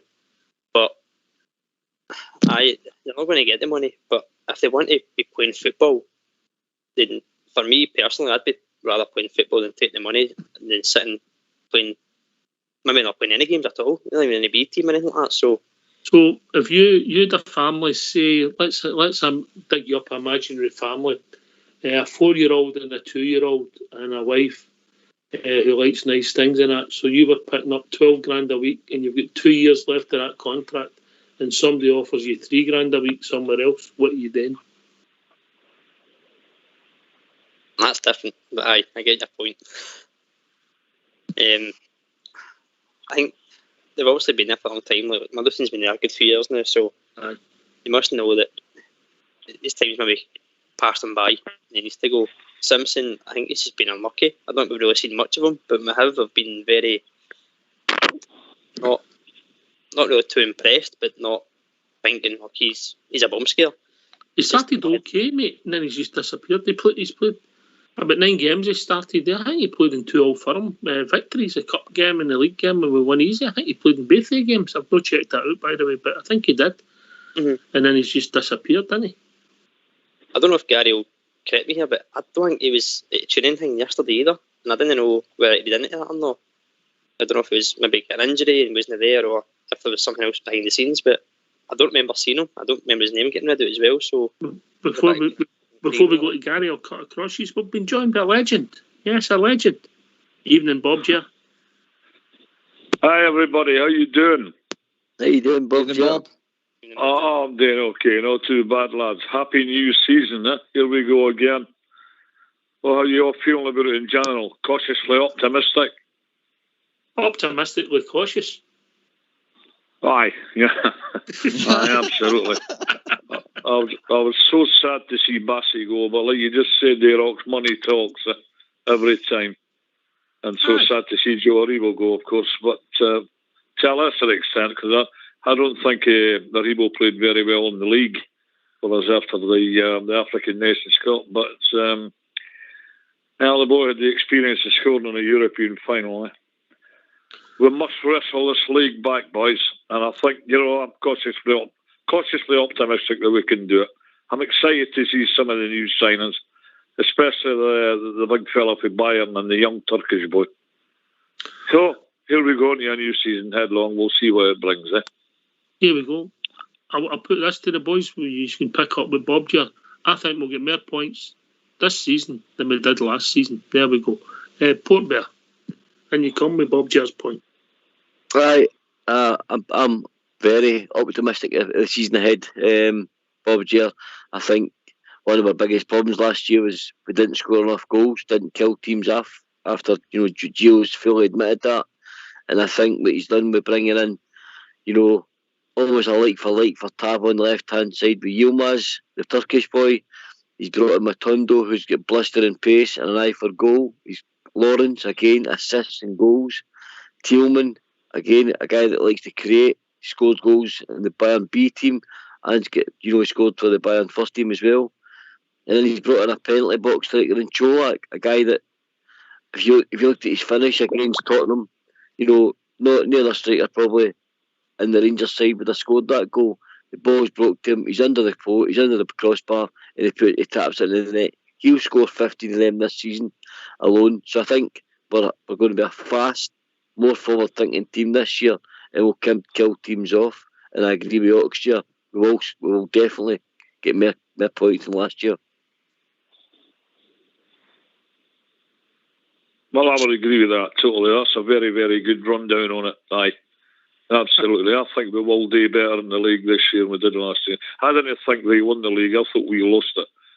So, I didn't need to tell you all the results. You know it all, boys. But, aye, cautiously optimistic. GB. Bob, where I'm looking forward to this season and where I've got a wee bit more positivity is that we have got new players that we can bring in. I think one of our hindrances last season was that the teams in the league knew our players inside out. They knew what Kent could do. They knew what Alfie could do. Roof, our midfield, etc. I think now with these new guys coming in, we can be unpredictable, if you mean. We'll be able to, like I says, Rabi will be chasing down that wing. He'll be doing some of his tricks. Kent will probably hopefully have more space, as the boys have touched on, because everybody else will be focusing on somewhere else. And again, Lawrence was brought in assists and goals. So definitely more points and more goals will be coming this season, I think. Robert? Yeah, mate, I agree with what's been said so far. Definitely get more points, I think. I think what's important this season compared to last is Giovanni's got the players that he's wanted and he's got his philosophy and style across. He's had a pre-season. He came in middle of November and a couple of days later he's playing a European game. He's had time to lay down a marker with these players and get the message across. We got a taste of how good it is, and it can only be better this season from last season in terms of how we play, how many points we accumulate, chances created and goals scored. We're very, very attacking looking. The players that we brought in, like Portbell has mentioned, there's a lot more attacking minded out there rather than sitting 1-0 and trying to keep the zero, as Gio kept saying. It sounds to me that it's going to be 1-0, 2-0, 3-0, relentless again, and just going full hog for every competition possible. Excited to see the new players, and like Gary said there, the unpredictability. Who knows how we're going to line up on Saturday? Never mind the rest of the season. For one position or as a formation, could be a 4, could be a 3. Do you play Morelos and Čolak together at some point during the season? Do you go with one of them? We don't even know as Rangers fans, so how teams are going to do it, it's beyond me. But I'm really, really interested to see how it goes and excited to get started on Saturday. Got to say, it's also great to hear Bob Gear back. What do you think, lads? Great to hear Bob Gear back to start a new season. Yeah. Superb. Yeah. Superb to be back, boys. It's just amazing how quick time passes when you get older. These close seasons get shorter. But yeah, I just want to hit the ground running this Saturday. Get it going. Get a good crisp win here at Livingston. Get rid of on this damn plastic pitch again. But hey ho, here we go. We know the predictability of the league is between us and them, and we've got to wrestle it back to them this year. As I say, we lost it last year. A lot more consistency. A squad, a practical squad of new players, and let's go for it. I'm so excited. I can hardly contain myself here. Brilliant, Bob Gear. And what about your mates, or the Hibs fans? They must be happy with their run in the League Cup, huh? The big guy that plays with me in the band's no happy chappy at all. I'll say some Hibs will be Hibs, and that's it. And Motherwell will be Motherwell, and Hearts will be Hearts. It's between us and them, and we've got to get the better of them. And we will. Here, mate. The new signings, Bob Gear, anything sticking out for you? Obviously, Well, like I say, it's, when I came on there, I'm quite excited about this fella in Bayern. If he's in their squad, he can play a bit, really play a bit. And I'm quite excited about the young boy at left back. All right, we're going to miss the presence of Bassey. But this lad is a full Turkish international. He's very quick by all reports. We'll still to see him. But I'm quite excited about it. I think that'll be an excellent signing. I think they brought that lad with a view to moving him on for a lot of money. But that's for the future. I'm really excited about seeing this laddie. Okay, just to let you know, it finished 4-3 at the youth game. Fight back the East Kilbride. I think that's the difference when men are playing against boys as the game goes on, Portbearer. Aye, it can come through in the end, mate. The young boys tap, the physicality of the game soon gets to you, and the men sort of ragged over the young boys eventually and put them in their place. I know. Yeah. Okay, I think GB's got a question for us. Oh, he's been swatting up, mate. I'm impressed. Thanks very much. That was just since probably we won't be, I won't be on before the first game of the season. I was just wanting to ask you all, who do you think is going to be Rangers' top goal scorer this season in the league? I'll go with just the league dinner. Right, okay. Yeah. Good question, that. Right, I'll go to Robert first. Robert?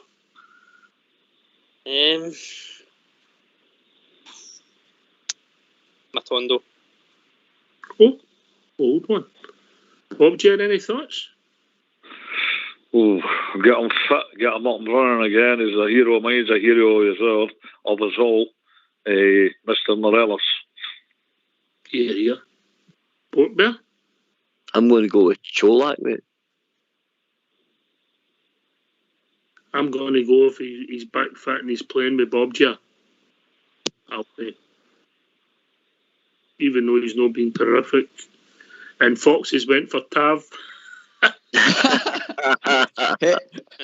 Good shout, Fox. Good shout. Actually. What would be your good self, GB? I'll go for Ruth Fox. Ruth? Okay. I'm on the wind up. I'll go for Ryan Kent. Wow. That's a bold shout, GB. What's your thinking? Yeah, I think it's a 2 horse race, being honest. It's he's no still to sign the contract talks, so he's gone into his final year of his contract. So I think if you don't perform, then there's not going to be many suitors for you, so you might find that the game will get lifted a bit, and the desire to get either a new contract or another club to come in for you.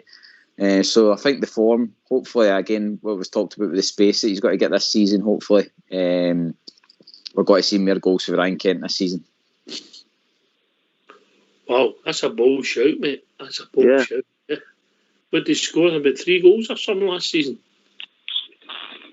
Yeah, I know. And that's what I'm saying. There's got to be an improvement of some sort. So as long as he scores 4. We might as well sell Cholak just now. Frank Kent's going to score more goals than Robert. I had a conversation with a pal of mine the other day. He's from the other side of Glasgow supports, I would say, and we were discussing Ryan Kent and Jota. Did you congratulate him on his new curtains? I did not, mate. No, it was not a topic of conversation. I didn't want to bring it up to him in case I hurt his feelings too badly. But no, we're talking about Ryan Kent and Jota. Obviously, they play on the left side of each, and we're arguing a debate on who was going to get the most goals and most assists. And comparison to last season, I think obviously Jota got a lot more goals than Kent did. But I did agree that Jota this season will not be as prolific, whereas Kent, I think, will, just based on the style. He's kind of got a grasp on it now, but I don't think he'll be top goal scorer, GB, unfortunately. I think that's very, very bold. No, there's 2 of them to turn up at each other morning. One of them for a discipline, the other one's to be drug tested, Robert. I'll just go with now then, Ox. That was a bold statement, Bob. Yeah, that was a bold one, wasn't it? What was that, Ox? Ryan Kent's going to be our top goal scorer. Oh, right, yeah, aye. But on a serious point, we don't need Ryan Kent to turn in more goals than he did last year. Aye. Ryan Kent in Europe, brilliant, especially that night in Dortmund. But in the league, he was more than a bit inconsistent. So we need him to pot a few more goals, and he's got it in him to do it. And I can understand why he's been selected as top scorer, because he's selling some great. A lot of people have been saying that Kent can beat somebody, then turn in and try and beat them again. If he gets his sell into all sorts, he was doing it last year. He was getting his sell into all sorts of awkward situations. But we do need Kent for to bag a few more goals this year. And I think the pressure's off Kent a bit with the signing the other winger there, the laddie for Schalke. Matondo. He looks a really good player. Aye, he's got a bit of pace about him, mate. Last season, Bassey and Lundstrom came to the fore and sort of broke into the team, and obviously Lowry was seeing cameos, but wouldn't it be fair to put too much pressure on him and Leon King? But who do you think could be the Bassey or the John Lundstrom of this season? Port Bear. Do you know, I'm going to go a wee bit left field here, mate. I'm going to say James Sands. I think James Sands is going to play a lot more games than people actually think this year, mate. I think he's going to have a good season. Where's he playing? He'll be your utility man, mate. He'll play either at centre back at times, or he'll play alongside John Lundstrom. Okay. Or in that area. Bolgin. Yep. I don't know if I should ask you, GB. Hope you're sitting down for this one, Ox, because it'll probably blow your mind again. I'm still off the flare for your last answer. Do you know, just purely because of the way Gio has been playing him in some of the games recently, he's been there a while, but I think Glenn Kamara's going to have a really good season with us this year. That's a good shout, mate, actually. He's playing him more forward and stuff like that, so it'll be interesting to see how he adapts to that. Aye, well, if he's playing in that role, okay, I'll take a note of that. Robert? I'm going to go a wee bit kind of left field as well, mainly because a lot of people think he won't play a lot of games because of the new signings coming in his position. But I'm going to go with Scott Wright. I think he had a great end to last season. Listen, thanks for the call. Don't be a stranger. We'll speak to you tonight. Is that the time already? No, I just think he's played well in pre-season. He's looked sharp. Seen the highlights from the other day against Queen's Park in the tuning game. He was out in the right, he was through the centre. He just looked really get the ball, drive it, goal. And I don't, like I said, a lot of people probably think he won't play as much because Matondo's come in. But I don't know if he'll maybe play elsewhere. A couple of times last season we seen him play more central as a 10, or sometimes even in midfield. I'm sure we've seen him as a kind of player breaking the lines, but I think he's got a bit more to offer this season. I don't think he's going to be just sitting on the bench. Aye, well, you could be right, mate, but I doubt it, but you could be right. Bob, yeah? Well, the question of Scott Wright, that's a funny, innit? To me, he seems to be an out-and-out right-hand-sided player. But aye, it's a good point. He maybe could be stuck in the middle, been brought on and put through the middle. He's got the pace for it, the boy. Here's another question for you. What we're going to do with Hadji when he's fit? I better not answer that. Port Bear. I know, but it just creates another massive problem next year because we're absolutely flooded in that area, and all depends how that boy comes back for that injury. Because I'm a big fan of Hadji. I don't think we'll see him this side of Christmas, are we? No, we're not going to see him. No. I think it'll be after Christmas, mate. If I'm totally honest, I think it'll be after Christmas. But there's no doubt Hadji will add. He's got that goal next year. He's got a moment of magic that not many people have got at Ibrox. but we are massively top heavy with attack midfielders, number 10s, mate. And that's what Gio seems to want, right enough, but I think we've got enough in that area at the moment. Just let's wait and see how he goes back for this injury, mate. That's all we need to wait on. It's difficult. Good point. Well, gentlemen, we're not far away for that time. Bob G, last word for you, mate. We've reached the end of the show, mate. Great to hear from you, mate. Really good to hear from you. Going to be a long season, boys. A lot of games. You all know what's coming up. Champions League qualifiers, and we're up with, if we didn't make it, hopefully no, but if we didn't make it, we're into the Europa. And going to be a long season. Everybody's got. You mentioned all the players there in the squad, the new guys, the steady Eddie guys that have been there for a while now, and everybody's going to be utilised. Everyone. So we'll have to see where it takes us. So hopefully it's going to be a good year, and I'm quite sure it will be. Cheers, so I'll mate. say good night to you all, and we'll hear from you on the near future, boys. All right. Cheers, Bob. Night, mate. Cheers, thank you. Always good to hear from Bob Chair. Robert.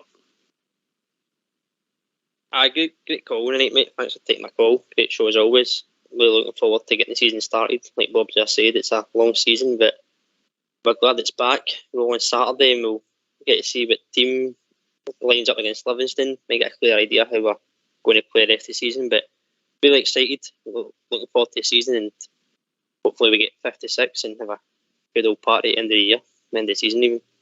Yeah. Steak with peppercorn sauce, mate, yes? Drowned in peppercorn sauce, mate. Drowned in it. None of that Bristol Port Bear. No. At least you're not even, Robert. Thanks for the call. Good to speak to you as always, mate. Cheers, pal. Take it easy. And now I'm left with the Chuckle Brothers. GB. Ox, a brilliant show tonight. Good part of it as per, and I like to always throw in a wee spanner in the works for these. They've just got all the excitement building, and as Bridgeman says, only a few more sleeps to go, mate. Port Bear. Alex, cheers, Gary, superb as always, mate. Bob, Jeff, great to hear him back on. Robert as well. Cheers, Ox, for having us. Great debate, great chat, and let's throw the gauntlet down and let's go and get 5 goals against Livy, mate. I want to see Rangers really go at them and show this attacking prowess that this team have got and really put Livy to the sword, mate. All right, thanks to Robert for joining us, Bob Chair and Bazza. It was great to hear from everybody. Thanks to Port and GB for doing the show, Fox and Old School Blue for doing the technicals. Everybody listening out there in the Rangers world, thanks for listening. We do appreciate it. We'll be back tomorrow night. We'll be joined by Bridgeman and Billy. Thanks for listening. Stay safe, everybody. Take it away, Old School Blue. Today, forever and